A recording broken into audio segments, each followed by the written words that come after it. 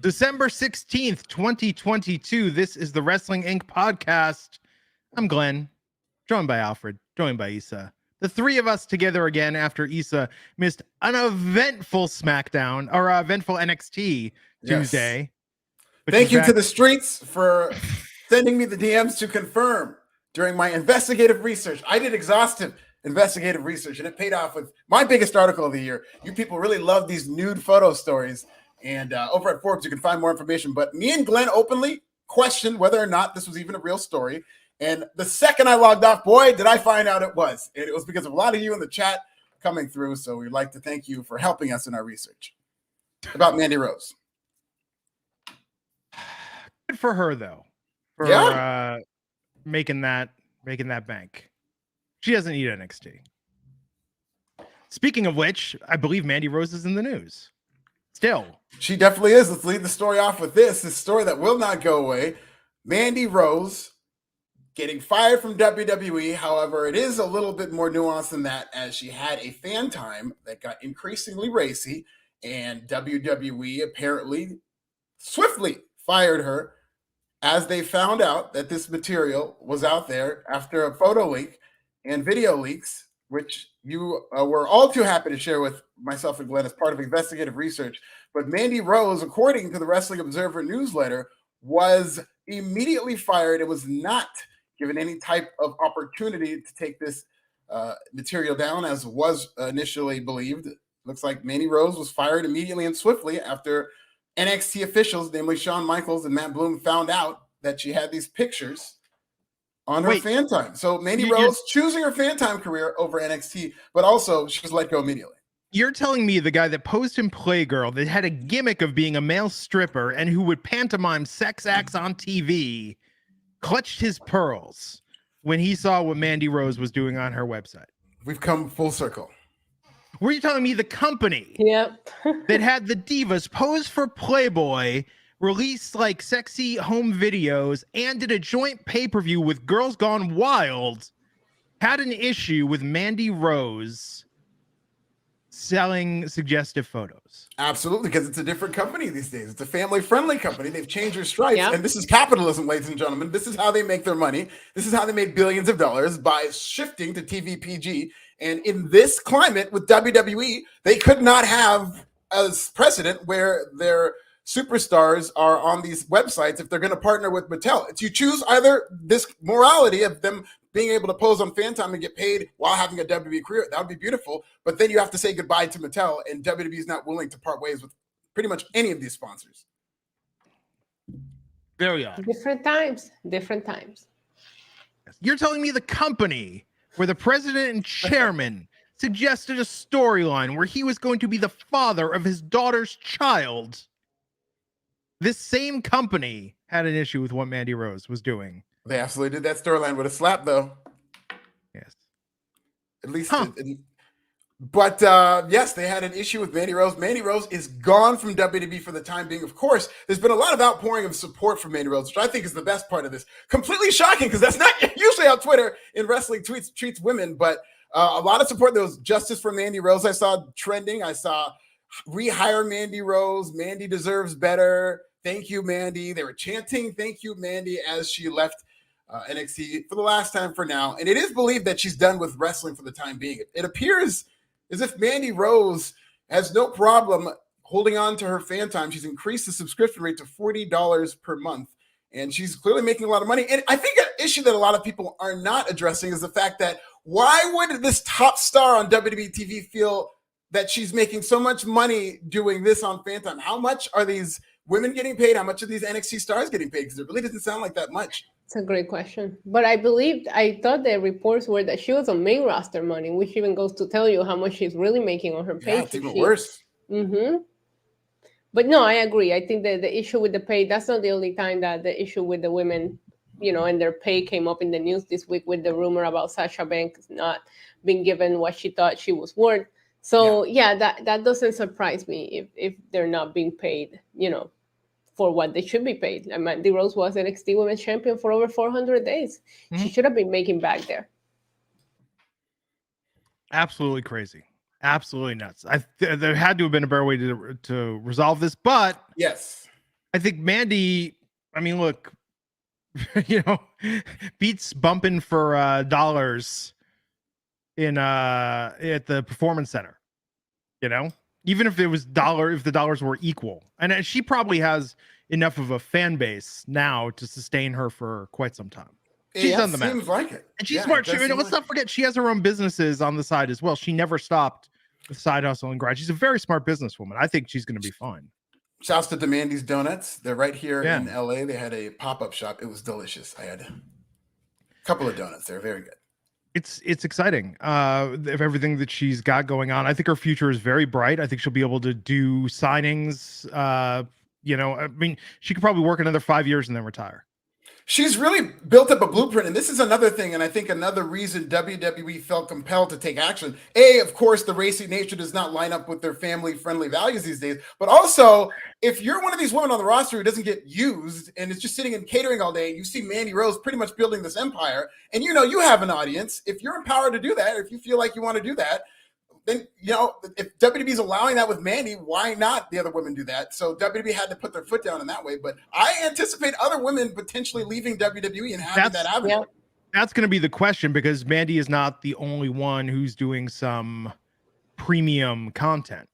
I don't know what the other premium content is, but that will probably be the chilling effect of this, where other performers will say, okay, well, we can do this, but we have to tone it down. It'll be curious to see if they come out with a policy. And I bet you if they came out with a policy against this, I bet you there are a fair number of people that would choose the paywall content over wrestling. I think they do have a policy against this. They're kind of more enforcing it. I had heard that they said absolutely no OnlyFans, and I know they did relax the third-party deal, but I don't know if they specifically have a policy against that. But I agree with you that they are likely going to, if they didn't already make it clear that there is one, they're likely going to be one. Could you imagine the memo that has to go out where they state, here's what's okay to put photos of, and here's what's not? Like, somebody leak that to me. Somebody in WWE, I want to see that memo that some poor executive had to sit down. There was a meeting, there was a committee, and the list will probably be hilarious. I would love to see it, actually. Especially if they do allow it, but to a certain extent, and they have to go into details of what you're allowed to do and not allowed to do. Oh, right now, there are a lot of people at the wrestling websites that are saying, well, I just got a new round of business expenses and tax deductions because I need to sign up for every wrestler's premium paid content so I can monitor what it is they're posting and doing there, so I can report on this. And if I get audited, I'm going to go into the IRS meeting and explain this entire situation. Fan Time will be appearing on my tax return in 2022. So, Issa, you did mention Sasha Banks. Let's go there next. In terms of Sasha Banks, is she with New Japan Pro Wrestling? I don't think anything's officially been announced, but it is believed she will appear January 4th at Wrestle Kingdom. It's been disputed as to how much she's going to make. Reportedly, according to Dave Meltzer, the Wrestling Observer newsletter, he said $100,000. He said that was tantamount to what Jericho is making in New Japan. Jericho shot down that report violently. So it's looking like Sasha is getting paid very good money. Maybe it's a per appearance deal, but she's going to be appearing on the major shows for New Japan Pro Wrestling. She's expected to work with Stardom. And to Issa's point earlier, it was noted that Sasha Banks was not getting Becky and Charlotte money, which led to quite the stir on the Bird app today with people discussing who's more valuable among the top women in WWE. What say you, Issa? I was a little upset about that, because regardless of how you feel about Sasha Banks, if somebody else, meaning a man, does this, right? I'm going to try an example. Cody Rhodes did this. He wasn't being booked the way that he wanted. Yeah, he asked for his release. She walked out, but you get the point. He thought he was worth more. He wanted to do more, and he went out and he did that, and people praised him for it. Now today, you're trying to figure out if she is a draw, if she's worth that kind of money. It shouldn't be questioned. If she feels that her work and her performance is worth that money, let her go get it, wherever it is that she can get it, and praise her for it. We've seen a lot of male superstars leave and come back making WWE pay them the money they originally wanted to. Why can't we have a woman do that? I'm excited. I hope she takes over I hope we see her everywhere. I would love to see her keep up her appearance basis so we can see her show up anywhere that she wants and just take over the world. Almost Cody style, like what Cody did when he originally left WWE. It was an incredible run.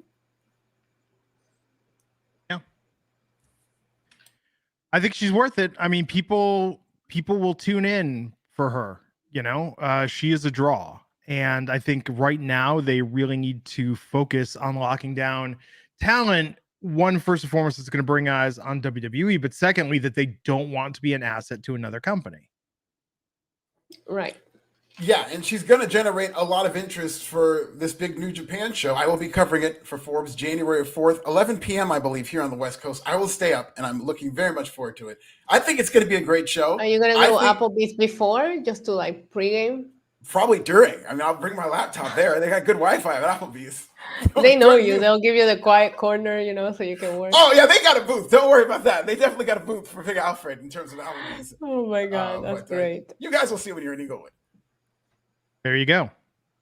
But yes, it looks like I think Sasha Banks, I don't want to get into this. Is she worth more than X? Well, you're worth what you negotiate. And clearly Sasha Banks is doing a better job than any of them negotiating. She's believing in herself. I love that you brought up Cody, because the reason Cody's my favorite going is because of how much he bets on himself. He's just got my spirit in terms of a guy who really believes in himself and knows to double down on what he believes is true about himself.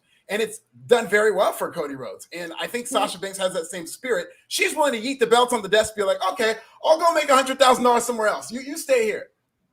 Yeah, and I also seen the argument going on social media in regards to, well, she walked out or she shown issues, backstage or whatever. And I'm like, that doesn't have anything to do with this, A. And B, WWE has worked out deals with a lot of people that were known to make a couple of mistakes, to not be the most easiest to work with. So don't give me that as a reason why WWE don't want to offer her the money.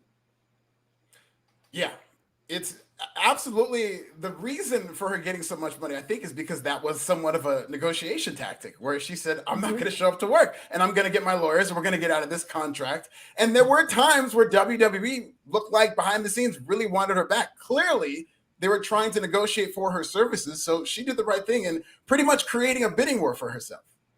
Yeah. Right. We'll see. It's exciting, though. Yeah, very exciting. And our final story is actually exciting for Dynamite. Listen, I loved this Winter is Coming show. I thought it was a fantastic show, and it did do very well in the ratings. They've been very low lately in the 800,000 range, mid 800,000, but 950,000 for this past week's Winter is Coming. MJF, the professional wrestling world champion, wrestling his 8th match, Ocho of the year, against Ricky Starks, and this was very well built up. Of course, he had that great promo from Ricky Starks. Thought it was a great main event, and I thought it was a great show. 950,000. Did you think they deserved it? Did you think it was a little low, Issa?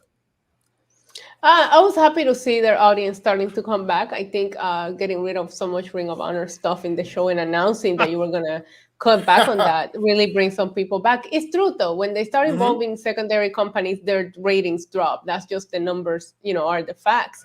I didn't like the show as much as I liked prior Winter is Coming, special events. But glad to see their audience coming back. Did you not like Action Andretti? I actually did like that moment. I thought that moment, it was very wholesome. I couldn't believe it, though. The way they built it up, they did a great job on that match. I actually did like that. I believe on Saturday's podcast, I referred to Ring of Honor and its relationship with AEW as the Tom Arnold of professional wrestling promotions. Yeah. And now that we have split the main show from the Jackie Thomas show, I think AEW is going to do a little bit better. Better than the Jackie Thomas show? Well, Jackie Thomas show, I enjoyed it, but it was not a ratings hit. And had it not been followed with the lead-in it was married to, I think the ratings would have been even worse. That was the first I'd ever heard of the Jackie Thomas show. Wait, really? Yeah. Same. Okay, so Tom Arnold. I guess I'm out of that. Okay, so Tom Arnold married Roseanne Barr at the height of her career. Roseanne had the #1 show on television. And it was widely seen that Tom Arnold got a show called The Jackie Thomas Show, and it was put on right after Roseanne. So it was widely seen as Tom Arnold rode her coattails. Yeah. And there was a famous SNL sketch where Tom Arnold married Madonna, and Tom Arnold wanted to put out an album, and they were like, Tom, no one's going to buy your album. And they're like, they will if you glue it to the back of Madonna's album. That's yes. good. So, yes, very, very much in the 90s. And Ring of Honor was starting to feel that way, just sort of forced. I agree. It's forced, especially in this company that has a big belt problems, and now you get another set of belts that don't seem to mean anything.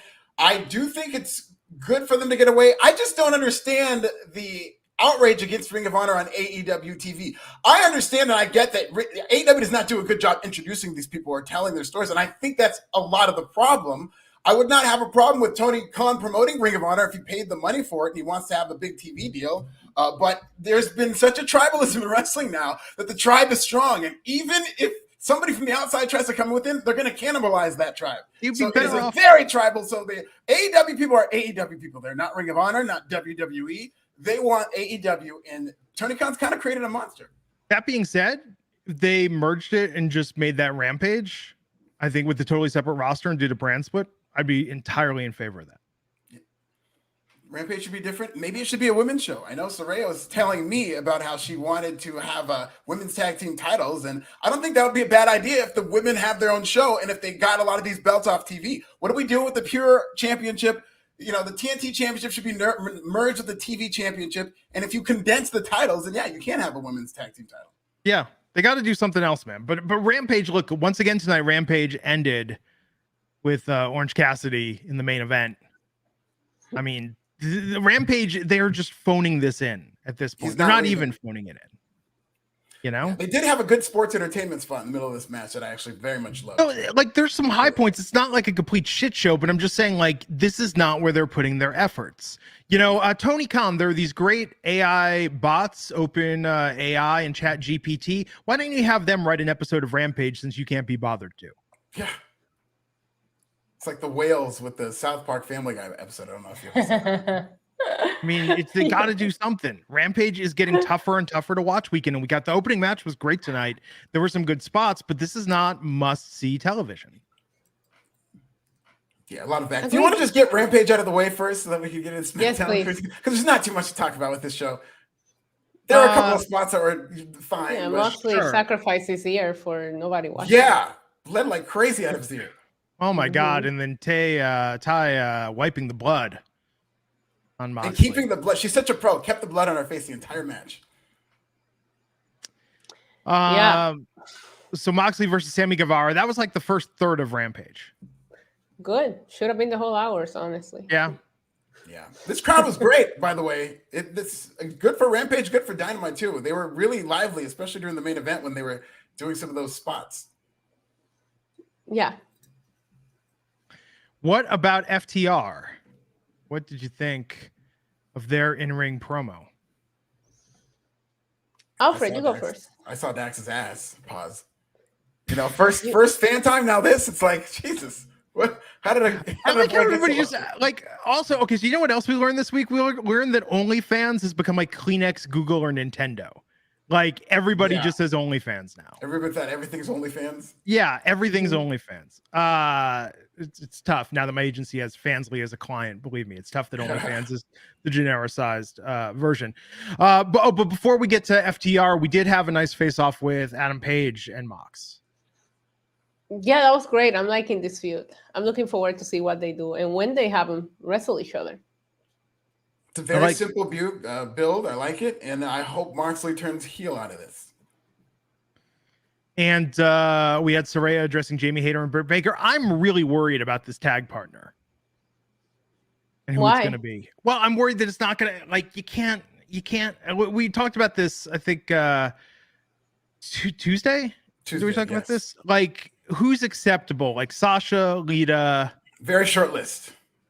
Yeah, maybe Thunder Rosa, maybe I feel Chris Statlander. I'd like to think yes,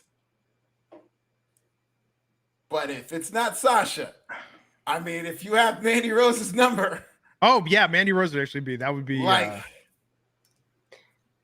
Do you think Mandy Rose will have a 30 or a 90-day clause?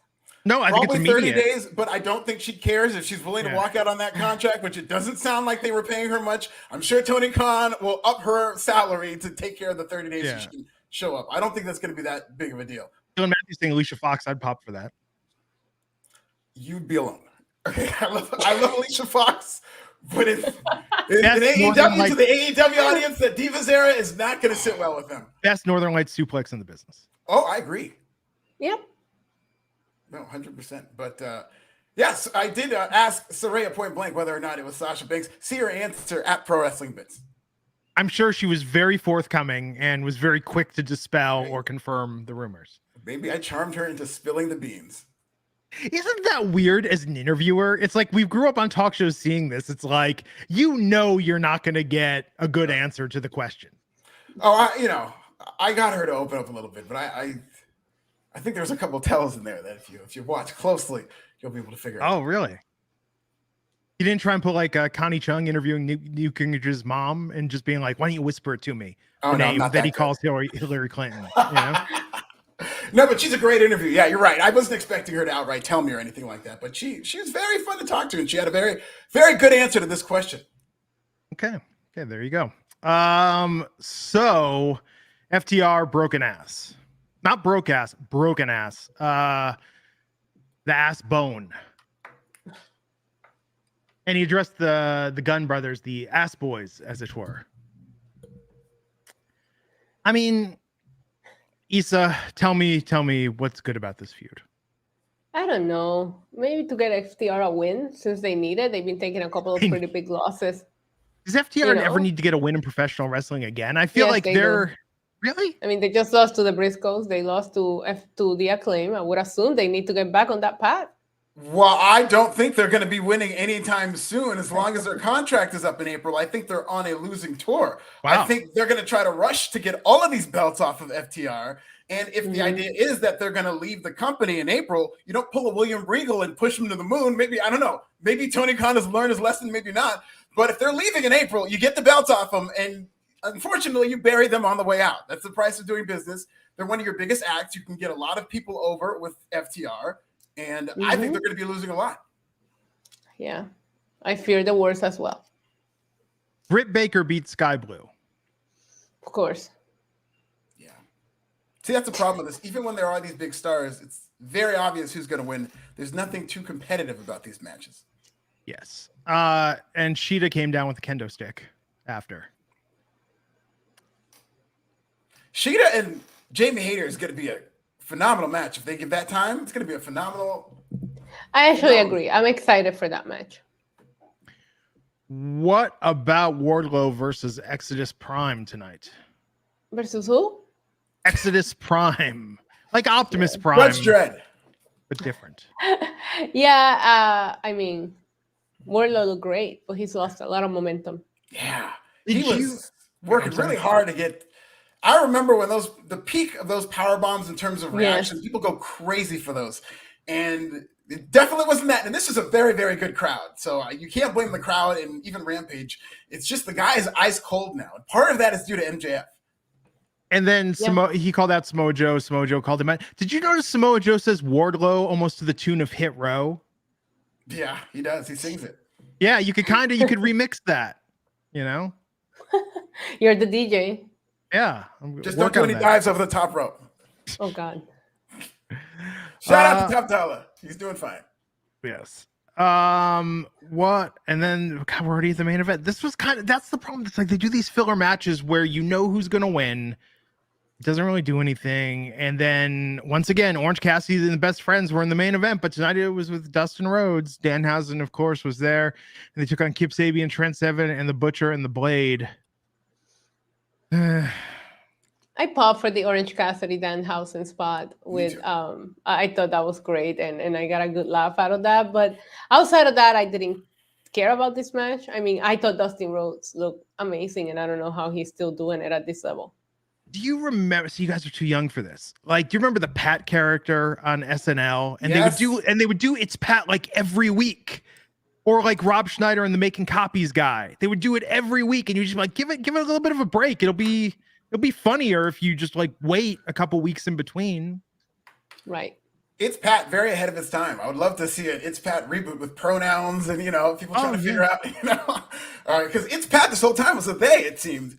And but I remember the movie. You got like 4 Wayne's Worlds a season. They piecemealed that out. They didn't overdo it too much on SNL. And I think that's the problem. That's the problem with Orange Cassidy.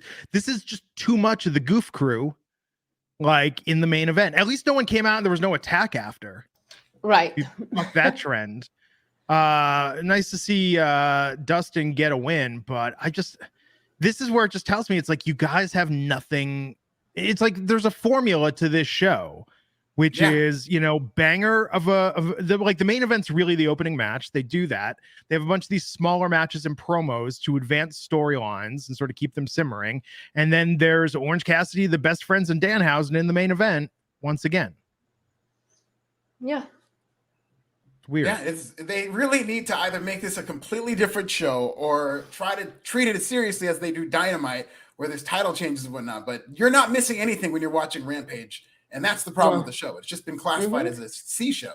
And it's so let me posit this theory. I think Rampage is the best gateway opportunity Dynamite has to increase its audience for AEW, because on Rampage, you just watch SmackDown. Now you can get people that are amped up. They want to see more wrestling. If you could put on a show that was better than SmackDown each week, then you're going to say, oh, maybe I'll start watching Wednesdays as well. Well, that's the challenge right there.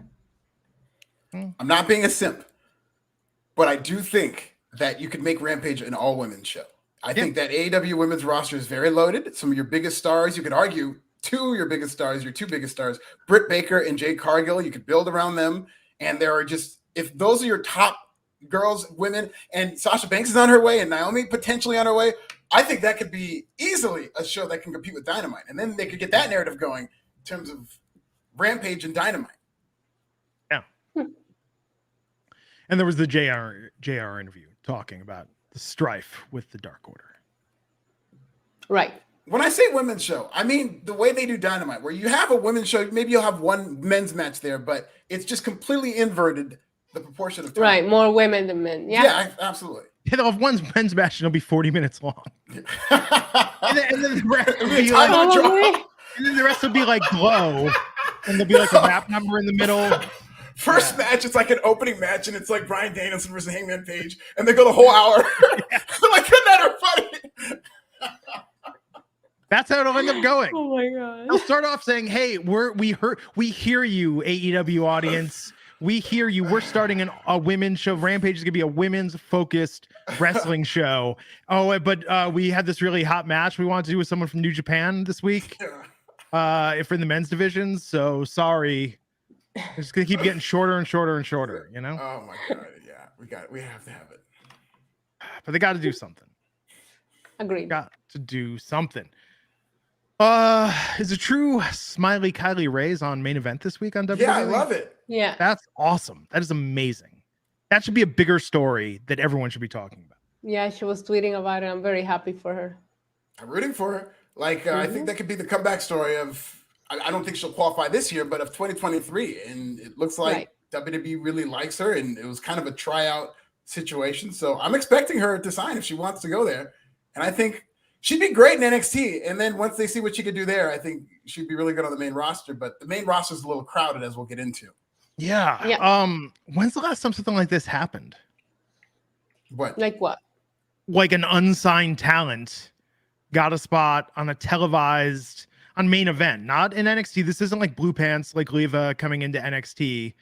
This is, I mean, a main roster. This typically doesn't really happen. No, you're right.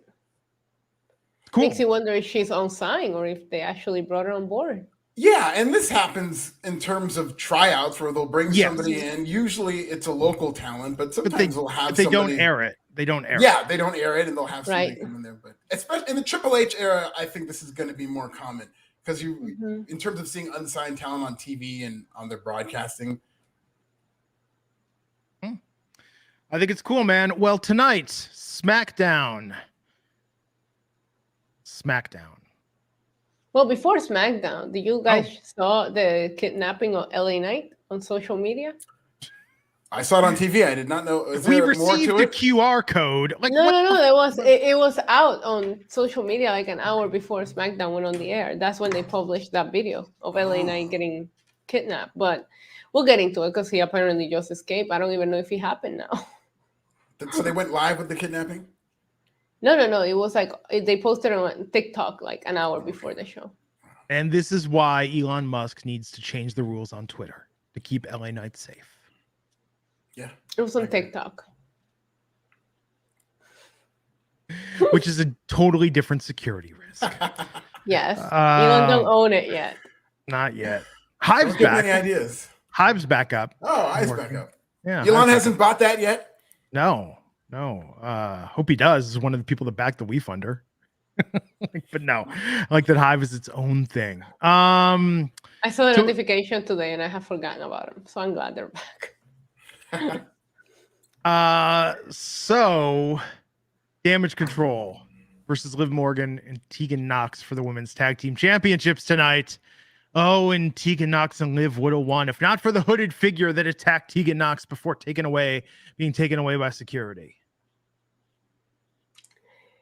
Yeah. I'm tired of them doing this return so dirty. They did it to Emma, put her on her first match against Ronda and had her lose here. And yes, I get it. There was an attack and this and that, but you're just making these comebacks just look like somebody else in the roster that are just going to fulfill the same role everybody else is fulfilling. That being said, I did think Liv and Tegan worked very well as a team for somebody that we're just seeing team up for the first time. Yeah, a little early to be getting these title shots, but get it how you live. And there's no tag teams, though. There's no tag teams, so. And they are starting to add more, and it looks like this is going to be Xia Li, so not necessarily a return. And somebody was saying it might have been Deonna Purrazzo, but I feel like that was Xia Li, especially now. It was Xia Li. They posted it.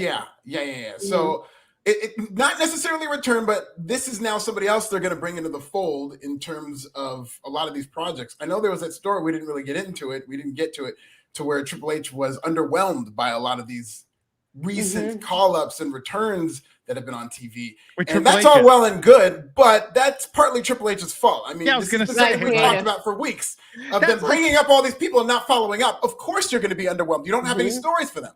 Yeah, that's going to be like, that's like me being like, I was a little underwhelmed by the comedy on this podcast.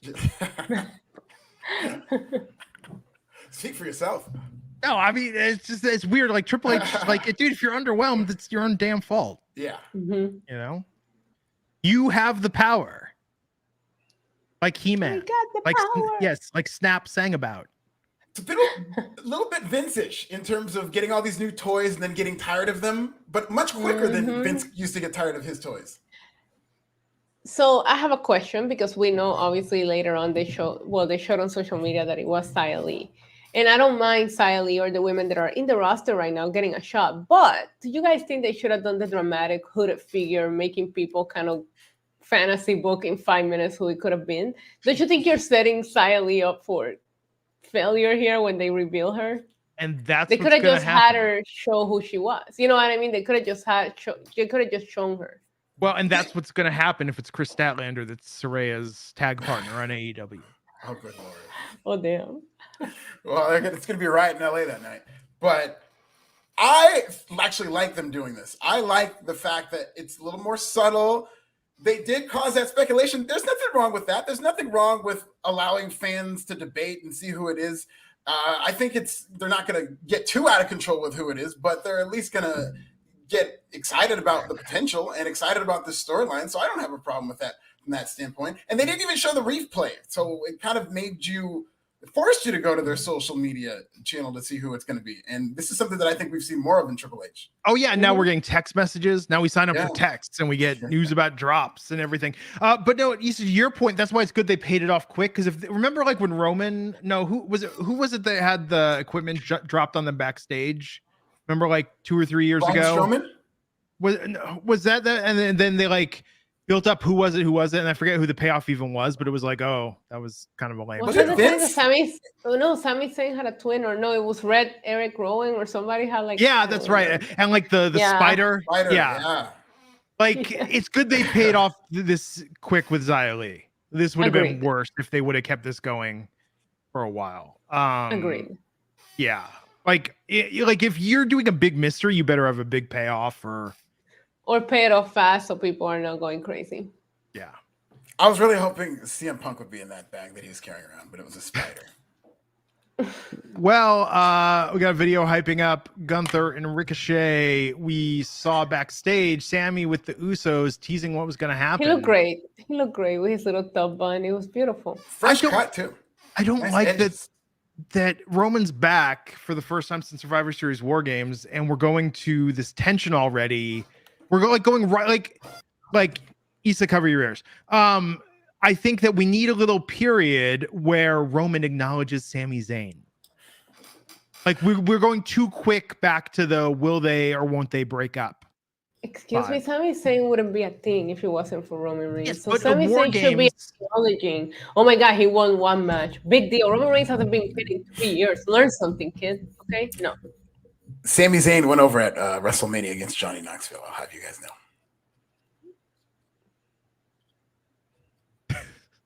One of the greatest WrestleMania matches of all time. I'm not kidding. It was good. I love that match. But no, I just don't like that we're right back to this tension of like, I don't like that every week it's like they're going to either do something really nice for Sammy or just like beat him mercilessly. Like, well, they kind of have to do this because eventually there's going to be a split where Kevin Owens and Sammy get back together. And that's going to be in about a month and a half now, come February. So they're doing a good job pacing it, I think, because you don't want to immediately start having them feud right now. You want to kind of build it up slowly. And that's what they're doing. They have a path clearly where they're going to get to. And I think it's going to be good. But it's not like the Festival of Friendship where it's like, oh my God, I didn't see that coming. That like Festival of Friendship is one of the greatest storyline moments in WWE. I love that. Ever. I love that segment so much. But with this with Sammy and the Bloodline, it's like, do you ever have those friends that are like friends in a relationship and they're constantly fighting with their significant other? And they're talking, are they going to break up? No, we got back together. It's all cool. And they finally break up, and you're like, well, that was not a surprise. I feel like this has been happening in slow motion for years now. You know, it's like I want something that I don't see coming as easily. Well, we don't, to be fair. That's what she said. Yeah, you didn't pause that. We don't know what's coming. We're assuming that Kevin Owens and Sami Zayn are getting back together, but there's a number of ways you could do that. It doesn't have to happen in February. They will be in Montreal, but I think being in Montreal, whatever ends up happening, is going to be a great moment because not only is this storyline already hot on its own accord, this is their hottest storyline they've done in years. But for it to pay off in Montreal, where Kevin Owens and Sami Zayn, even when they're cold everywhere else, are red hot in Montreal, like this is all the stars aligning for what I think is going to be one of the biggest pops we've ever heard. Yeah. Well, Uncle Howdy had LA Knight tied up backstage. Wearing the Uncle Howdy mask. Yes, he made him wear the mask. We'll find out later. Maybe we'll get Uncle Howdy to tell us a bit more about what kind of business they were up to. I cannot wait. Right, but LA Knight got escaped. How did he escape? I don't know. And Uncle Howdy with the nursery rhymes. We gotta get into this. You know, we gotta understand what's going on. But LA Knight was there tonight and in the ring, and Bray Wyatt was out there, and Bray was like Shaggy saying it wasn't me. And but it wasn't. I know it. Well, it wasn't with Shaggy either. Debatable. Yeah, agreed. So, but then Uncle Howdy came out. We got to see Uncle Howdy in the flesh and Bray Wyatt at the same time. Yeah. I'm excited for this. It added a lot more to the story. It needed it. It needed a new layer of it. And I love Uncle Howdy's hat, by the way. I just want to know how LA Knight escaped the kidnapping. Did you guys see the movie Signs? Mm-hmm. Yes. Oh my God, yes. I know what you're talking about. Like, this is the ultimate example of this terrifying movie for 95% of it. And then you see the aliens. You thought Signs was scary? I thought it was terrifying. I thought it was like a psychological. The aliens are out there, and there was more proof. But it was because it got in your head. You didn't see the aliens, so the way they built it up, you're like, oh my God, that is terrifying. Some alien is going to kill them. But then they show the aliens, and it either had to be the badass looking alien I've ever seen, or it wasn't going to work. And when I saw those aliens, I was like, that's what the hell I've been scared of this whole goddamn movie. That's what I felt like watching Uncle Howdy. I feel like it was really badass to see it up close and stuff like that. But then you see it looking like a Disney mascot, like, and I'm just like, I don't know if I should be scared of this anymore. Oh, I'll go with more recent, Insidious. Like the first half of Insidious, you're like, oh, what that? And then you're like, that's just Darth Maul. That ain't scary. Yeah. That's funny. That's a good comparison too. Okay, so I want to apologize to the internet wrestling community. I feel like I cursed Scripps and I cursed Uncle Howdy. You did? Yeah, you better make a public statement. I'm sorry. I like that they're committing to this, and I think it's going to work out fine, especially with Alexa Bliss. It looks like they're going to do something with her long term. I don't know if Liv Morgan, they're starting to do the same thing with her. So I'm not opposed to this. I just didn't like the reveal. Okay, here's my idea. So Bray Wyatt, like this would be so like Vince WWE. What if Bray, like it was like, remember there was that TV movie where the guy had two families. He was like married to one woman, and then he had like another secretary he got involved with, and he had two families. What if Bray Wyatt was with Alexa Bliss on Raw and then had Liv Morgan on SmackDown, and he was constantly trying not to get the two confused? Or like, you know, and he's like, well, I've got someone possessed that's a follower of mine on Monday and someone on Friday, and as long as I keep them apart from each other, like at the pay-per-views, he's backstage trying to like duck and hide and not be seen by both of them at the same time. They could really do something with this. Maybe. I'd love it. My current follower cannot be with my ex-follower. Yes, right. Exactly. Well, no, he's two-timing them. But they're both, they're both. Ways. You know? I dig it. I can dig it. And then they accidentally meet each other, and they're each talking about, yeah, I'm like possessed by this guy that I'm following. It's like a cult leader. And they're like, really? Me too. My cult leader does this. Oh yeah, that's an interesting coincidence because my cult leader does this as well. And then they figure it out and they team up and they're going to take revenge on him and take him down. My cult leader is a white guy with dreadlocks. I mean, in fairness, that's a very common cult leader look. Yeah, it is. Yeah. That's the kid. That's like, so cool. You know. That's why I would have to keep going, you know? But they team up. They team up and they take him down. Like, this is a WWE Studios film. I think, you know, hilarity ensues. I'm here for it. Stella Justin Lopez, Buck99, saying Bray Wyatt, LA Knight feud better than Halloween Ends. Yeah, leave Michael Myers alone. Leave Michael Myers out of this, man. So you think Uncle Howdy is an alien, basically? To borrow a phrase, I was underwhelmed by the reveal of Uncle Howdy. Dream Realm Studio saying if you write a fan fiction of Uncle Howdy meets Scripps. Yeah. What if Uncle Howdy is that'd be amazing. Wow. They should do that. Wow. Seymour Kachili, Buck99. Who would you like to see versus Cross? I forgot Karrion Kross was back with the company. I think Karrion Kross. I want to see Karrion Kross versus Vince McMahon. Like, who's gonna come? Actually, that's what should happen. Vince McMahon should be trying to get in the building, and Karrion Kross is the guy that goes out there to stop him. Yeah, he's gonna want to, because let me tell you, Vince McMahon comes back into power. Karrion Kross, you're gonna call Scott D'Amore, my guy. Oh, and Vince won't even recognize Kross with hair. He'll be like, "Who the hell are you, pal?" Well, that might, you know what? That's hilarious. That might help him. That might save him. Yeah. Look at this full head of hair. It's glorious. That would be so great. And Vince McMahon just becomes his biggest fan. Because he has hair. And nobody tells him that was Karrion Kross. Yeah. No, I think that'd be good. I think that'd be good times. Well, what's her name, kid? Karrion Ross? Karrion Ross.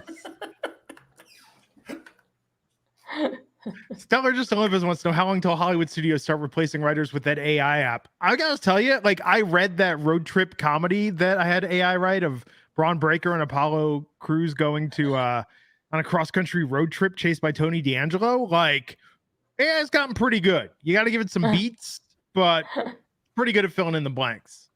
You know, I think it could happen. If I had money and terrifying.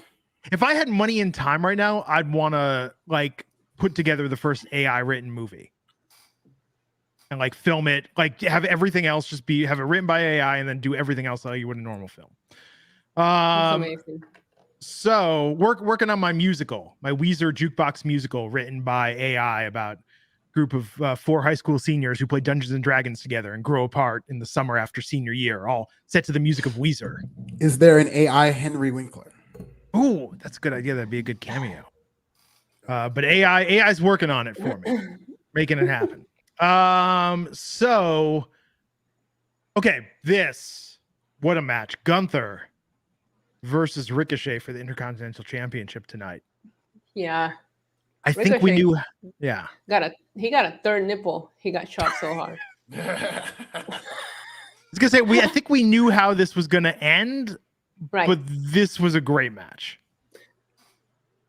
A little slow start, but once it picked up, it was incredible. I do think the predictability hurt it because at one point I was like, okay, I just want to see Ricochet just start doing his flips because I know he's going to lose, so at least let him show off. But overall, a fun match, and it's not the first time these two have killed it. Yeah, and this is their best match because I wasn't looking forward to this match. I've seen it too many times, and Gunther wins every time, and I was certain he was going to win this time as he did. But I liked the story that they told. They gave Ricochet everything. They had him kick out of the powerbomb. I love the spot where Ricochet decided that the flippy stuff wasn't working, so he took his wrist tape out and he started fighting. See, that's the sports entertainment that's really good in a mixture with pro wrestling, and I thought it was great in terms of this match. And I was kind of looking at this thinking, like, Ricochet might pull this off. I was thinking, of course, they're heating Gunther up for Brock Lesnar, so I don't think he's losing again for months. No. But watching Ricochet's comeback, and when they kicked out of the powerbomb, I was thinking, okay, well, maybe they're going to pull an action on Andrade, and they try to have their version of that. But no, it was Gunther. But I love this match. Yeah, this was really good. I think just even removed from the build and the storyline, just these guys have a great in-ring chemistry together. Now Gunther won, but then Braun Strowman came out to save his little buddy at the end. Yeah, they're going to become a tag team. Are they following each other on Twitter? Because I'm not sure that they are, yet they're going to be a tag team. They've got to get on the same page. And I just can't wait for the tweets from Braun Strowman and Ricochet about this match. Do you think when they turn on each other, like Braun Strowman calls him a flippy flopper? Oh, my God. If Braun Strowman never says the word flippy flopper on television, they'll have wasted their money on his contract. That's all I want out of Braun Strowman from this point on, is him to cut a flippy flopper airport test promo.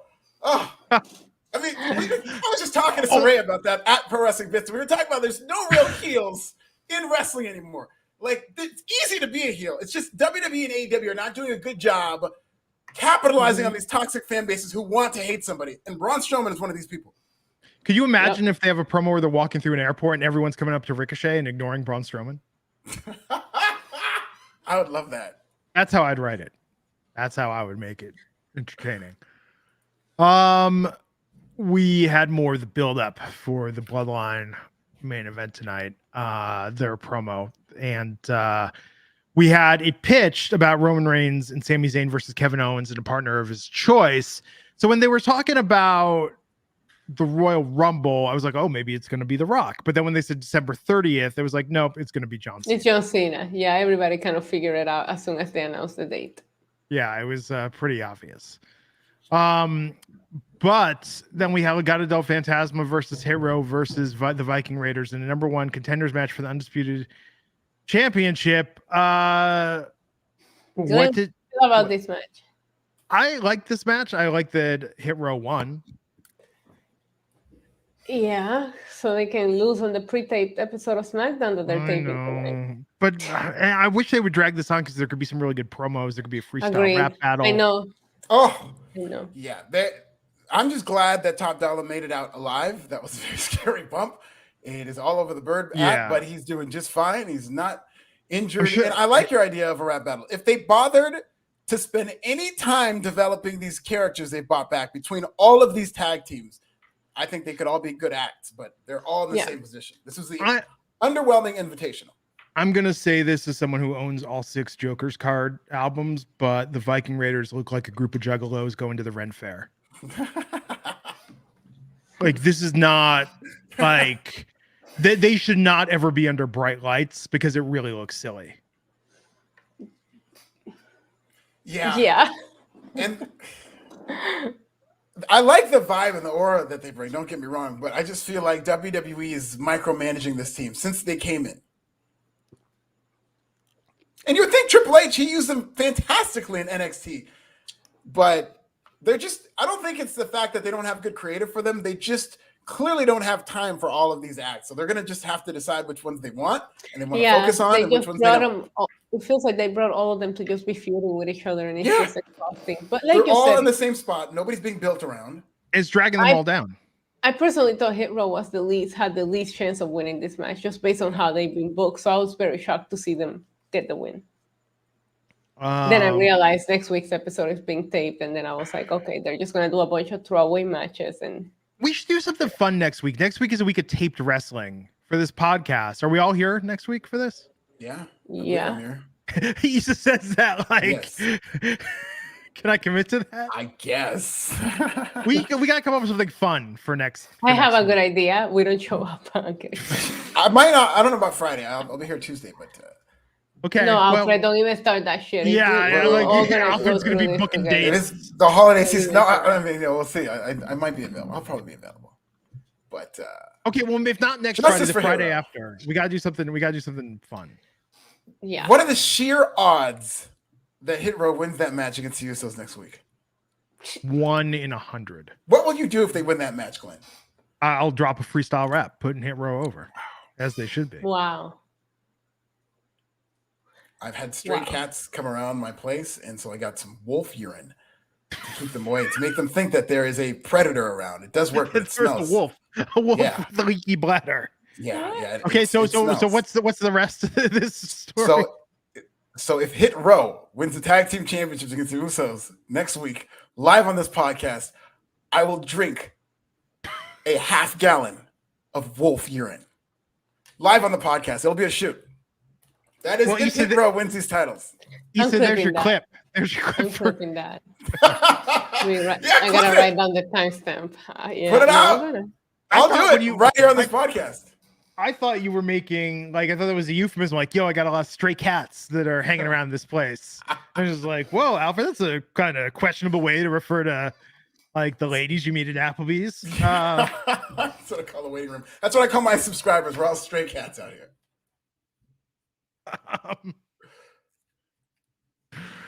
Fuck. Well, that'll be worth tuning in for next Friday.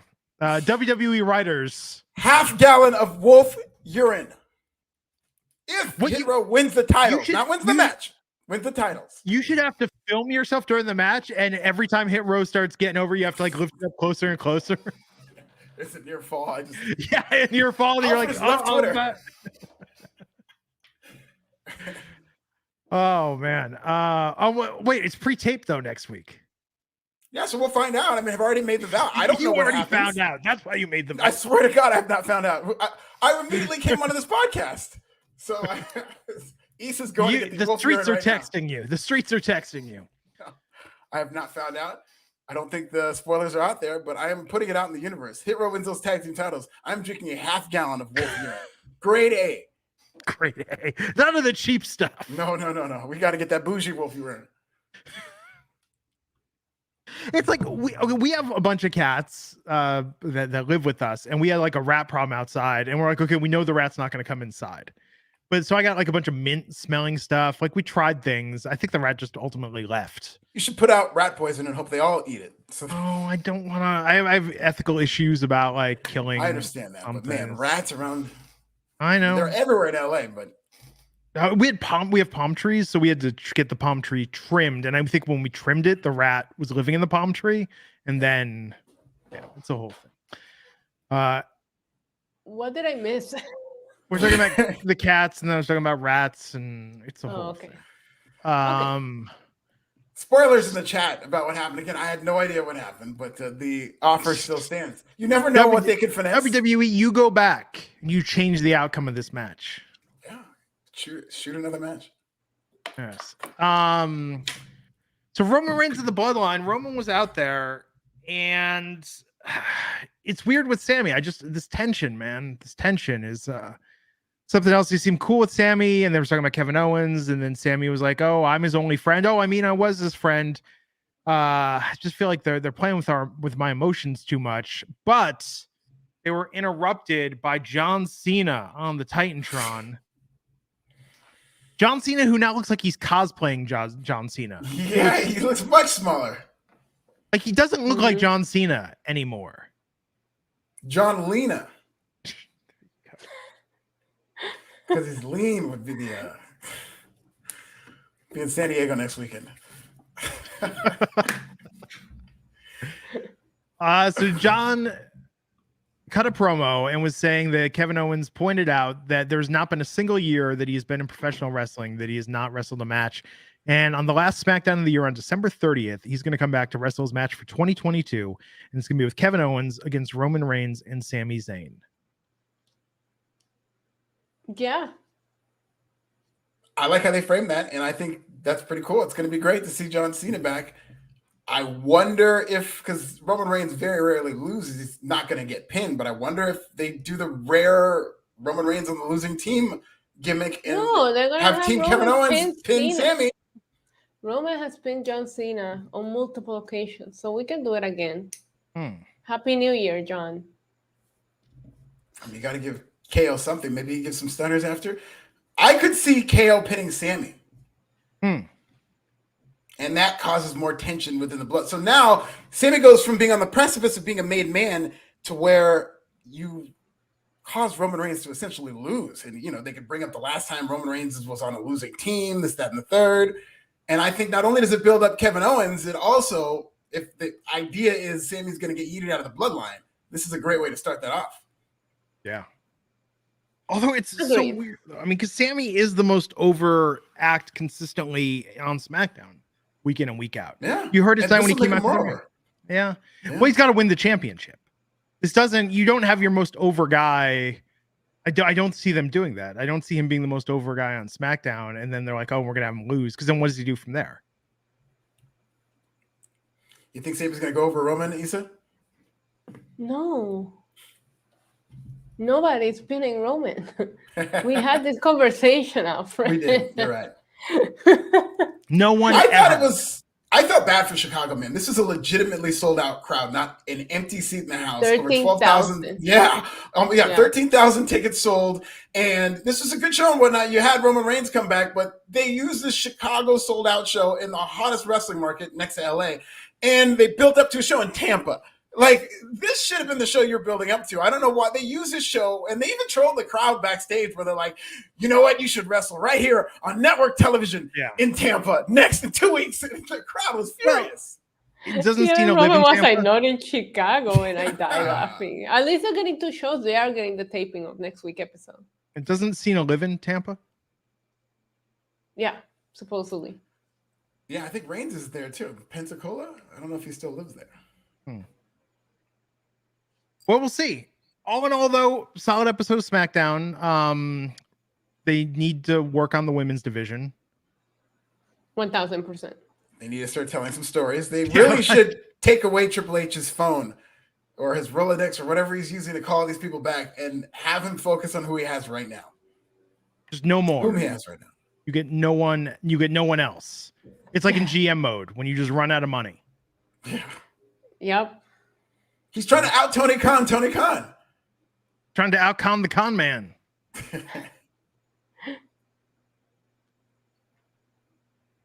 Oh no. Check. 1 2 1 2 1 2. Check 1 2. Check 1 2. Check 1 2 1 1 1 1. We hear you. 1 1. Oh, coming loud and clear. I didn't see you there. Hi. Issa, you look lovely as always. Thanks, Uncle Howdy.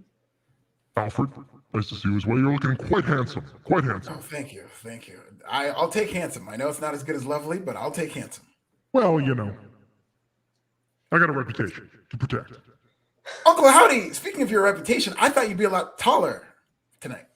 You know, Uncle Howdy's got the inches where it counts. Let's just put it that way. Oh, Uncle Howdy, you savage.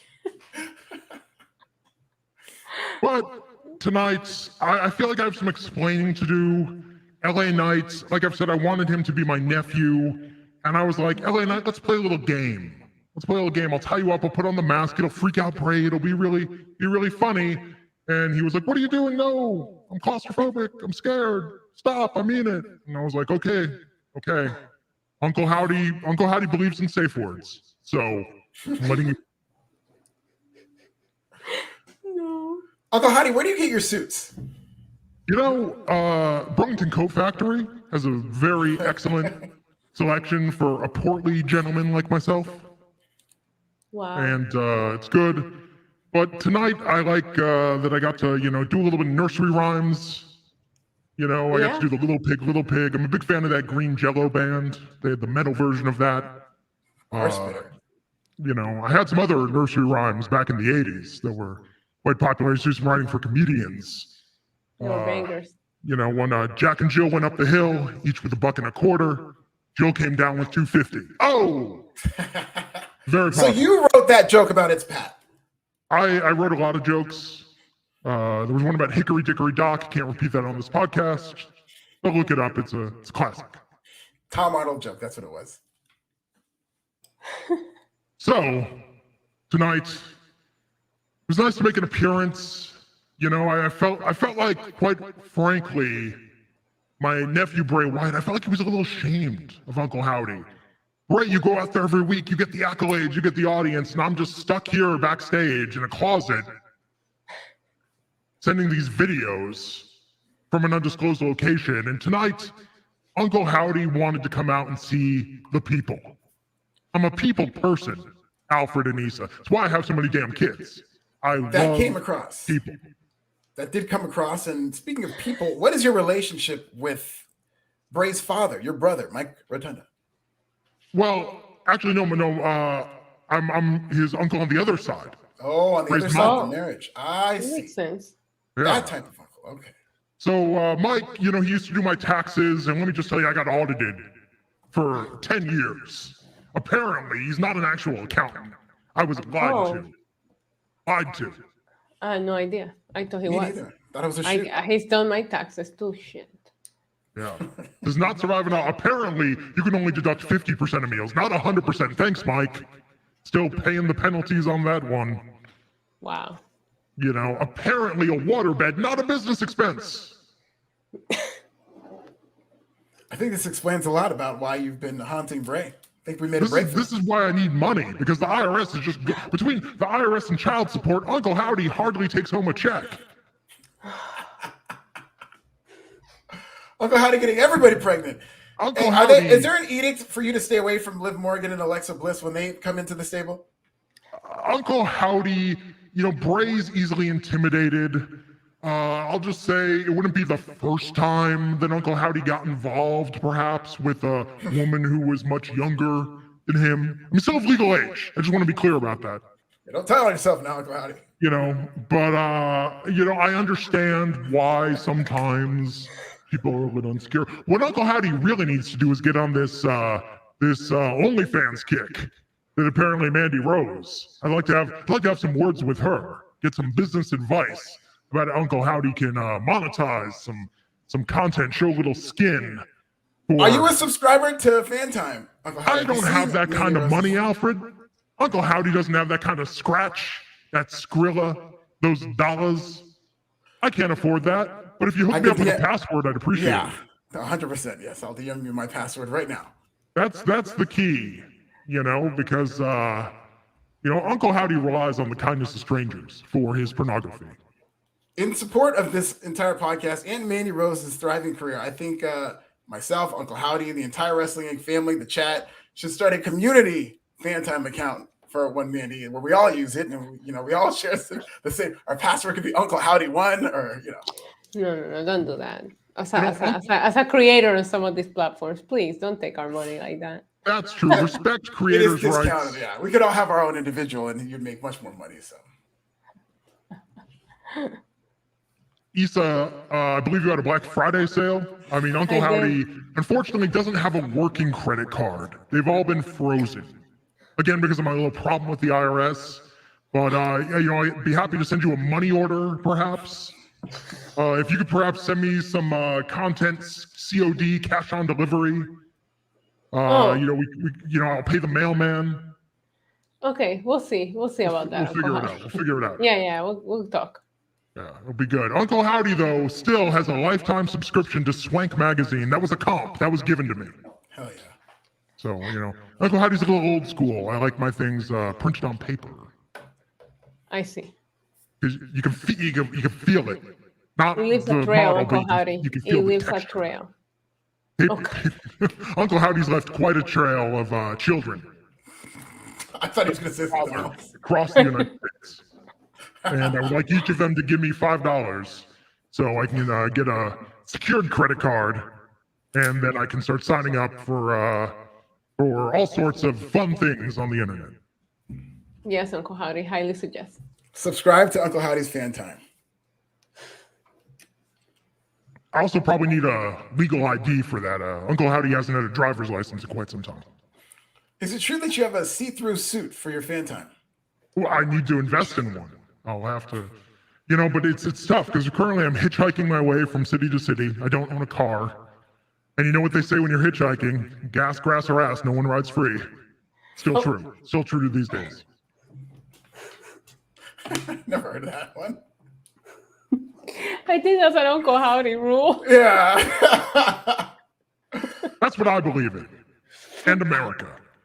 Heard there were some hot NFTs this week. I had someone explain what NFTs were and tell me, Uncle Howdy, you got to get in on the NFTs. Don't do it. And Uncle Howdy, I thought I was buying cryptocurrency once, but it turns out I just gave a $20 bill to a guy in an alley, and he gave me a Rubik's Cube. And I was like, it's crypto because it's a puzzle? Is that what somehow, like, I solve the puzzle and I get my money back and it's worth like $1 bajillion? I don't know. It's tough. Yeah, they got you. So it's good. I'll be on SmackDown again next week. Tune in. I keep trying to find Triple H and say, Papa H, I need that bag.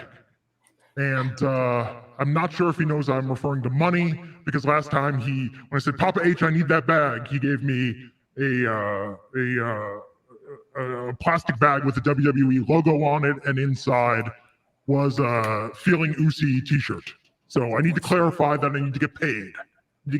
Uncle Howdy's too old to be doing this for free, is what I'm saying. Yes. You need to let him know. So, thank you for having me once again. Good to see you all. I have to go hitch a ride to the next city. Got to figure out which one of my children I'm going to honor by showing up on the doorstep unannounced to spend Christmas with them.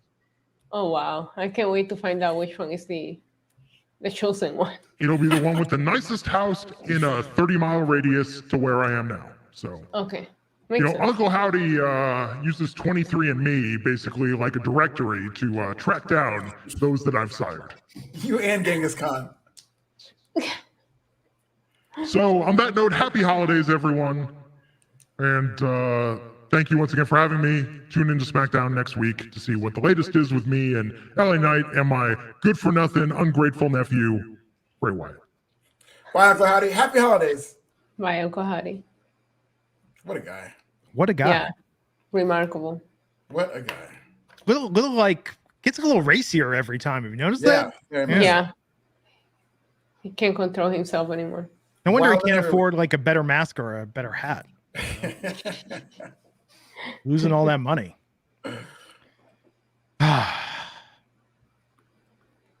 Thank God for this podcast. Amen. Thank God for you guys. Could you imagine watching wrestling and then not having a place to go and complain about it on the internet? I don't know that world. Yeah. It's weird, man. But Tuesday, we're going to be back for NXT. I think, was Tuesday as NXT taped this week? Yeah. It was taped, right? Was it? I think it was. I don't know. Maybe that's just SmackDown. You're the news guy. I'm not the news guy. I'm the columnist I guy. know. I know. At Pro Wrestling Bits, everybody. Yes. I do have a lot of news. There's a lot of news on my Forbes channel. Go check it out. It was a wild week, so please come on. Forbes, cool. Check out We'll be back Tuesday. I think we're back Friday. We got to be back the 30th. Even if we take next Friday off, we got to come back the 30th because Cena's going to be there and it's live. Yeah, of course. I can't wait for that. I think that's going to be a phenomenal show. It's going to be a fun show. Mm-hmm. In Tampa, Florida. Yeah. So, everybody, I hope you have a good holiday season. Are you excited to get all your Christmas holiday gifts bought, Issa? I haven't gone shopping at all. Alfred? Yeah, I got a lot of shopping to do. I'm going to do it this weekend. It's going to be brutal because this is going to be like the peak Christmas shopping weekend. Yeah, it's going to be tough to get into the stores. I gotta give, we got this as a gift. And you know how sometimes you're just like, oh, whatever. People give you gifts all the time to be nice at the holidays. And I was tweeting about this. We got the Bon Maman Jelly, the Jam Advent Calendar, which has like 20 different little 1-ounce jams of different flavors. That's good. And I have to say, like, this has been delightful. Every day it's just like, oh, what jam is it today? Let's make some toast and try this jam. And so I looked, I was like, I don't want to buy full-size jars of jam. I just want to eat all my jam in the future out of little 1-ounce jars of different flavors. So I looked, and I'm giving this recommendation to everyone, seriously, because I tweeted it and everyone on Twitter was like, oh yeah, I got one of those too. It's incredible. It's like this nice little treat for yourself. So Bon Maman at Sam's Club has a $20 12-jar sampler that you can get. That's amazing. So I'm getting this for everyone I have to give a gift to. Like, this is what I'm getting, because this has brought me so much joy, and it's simple. It seems stupid, but I'm just putting this out there because I know a lot of the wrestling in community gets stumped sometimes about what to buy, and I'm like, this is a no-brainer. I'm doing this from now on. This could be my go-to little gift for everyone. Who doesn't like jam? Me. How do you not? Wait a second. Wow. There's no jam that you like. There's no flavor. No. You don't like blueberry. Yeah. How you doing? I never even had any jam. How you doing? You could just Marionberry. I never even tried it, you guys. But you've never tried jam in your life? No. No wonder your childhood was so joyless. I told you my issues with my dad. Would you never like gave you to jam? have some jam? No. Wow. Jam it's fruit and sugar, and it's just mixed up, and it gets in this little jelly, and it's delightful on a piece. Is there any desire to have jam, Issa? No. Have you had jelly? No. You've never had a peanut butter and jelly sandwich? No. I don't like peanut butter. The smell is gross. I mean, I like peanut butter, Brian. I can understand where it's not everywhere, but jam is delight. I mean, do you like any fruit? Yeah, by itself, the way that it comes. I don't like my fruits mixed in anything or with anything. I'm sorry, you're scarred for life now. I know. Okay. You gotta stop segregating your fruits, Issa. No. You gotta let them play with the other foods. But you do. Fruits are good by themselves. I'm not gonna hate on that. It's just, Yeah, who doesn't like fruit? I can't believe you've never had a peanut butter and jelly. So you're not interested in having peanut butter and jelly. I know peanut butter and jelly place. No. Change your life. How do you feel about macaroni and cheese? I mean, no, but if I have to have it, I'll eat Chicken it. nuggets? It's not my favorite. Like as a kid. Yes. Okay, you like chicken nuggets as a kid. At least Yes. There. Okay. Yeah. Well, let me tell you what's good. This might do, because you like spicy. I know you have stomach issues, but you don't like any hot food. I can't do anything spicy. No, I never done anything spicy. Because I can tell you the best is when you get like a fruity hot sauce. You get something that's like a jelly. Like Alfred, did you ever go to Ike's place? Remember we were talking about Ike's? Yeah. I think I've been there once. Like they have the cranberry sriracha that they do on the turkey. It's I didn't have that. But yeah. So good. Sweet and spicy is like the best qualities in a partner and in jam. Sweet and spicy. It's a new sponsor. Sweet and spicy. Okay. So wow, really throwing us for a loop here with the jam revelation. It's like Raj never seeing the Goonies. Like, this is just crazy. Yeah, no. Okay, well, have a good weekend, everyone. Everyone else eat some jam because Issa is not eating the jam. Go out and have some jam. It's my dog's birthday. Oh, happy birthday, Roman. How old's Roman? You. He's 5 today. All right. How old's that in dog years? Grown-ass man. I don't 35, know. right? 7 yeah. years, 35. Okay. Yeah, it's past midnight, so we got to He's in his prime. He's in his prime. Well, have a great weekend, everyone. Happy birthday to Roman. And we will see you Tuesday night back here to cover NXT. Till then, take care, and we'll catch you next time on the Wrestling Gang Podcast.